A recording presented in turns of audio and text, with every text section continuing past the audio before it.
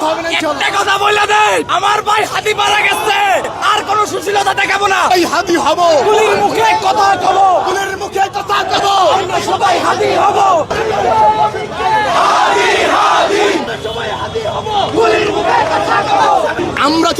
আমরা এই গভর্নমেন্ট আমরা বসিয়েছি, যদি এই গভর্নমেন্ট আমাদের পারফর্ম না করে, সে যদি এখনো ভারত থেকে ভয় পায়, ভারতের দাবিদারি করে, আমরা এই গভর্নমেন্টকে টেনে ছিলাম ইনশাআল্লাহ। ভারতের এলাই যত প্রতিষ্ঠান আছে, যে সকল রাজনৈতিক দল ভারতের পাশ আসবে, ভারতের লেজুবৃত্তি করবে, তাদেরকে আমরা দেখে দিব ইনশাআল্লাহ। তোমালো ডেইলি স্টার এবং এই গ্রুপ যারাই আছে, যারাই ভারতের পারস্তার করে, তাদেরকে আমরা ঘুরিয়ে রেখে দেব ইনশাআল্লাহ।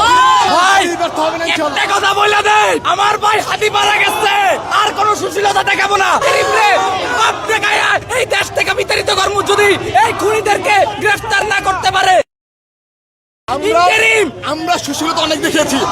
এই আমাদের বিপ্লবী দিবস সবচেয়ে বড় কোনটা হয়েছে? আমরা 5 আগস্টে পরে 5 লক্ষ আওয়ামী লীগের তুলাইতে পারি নাই। ওই তুলাইতে পারলে আজকে আমাদের বাইরে মরতে হইতো না।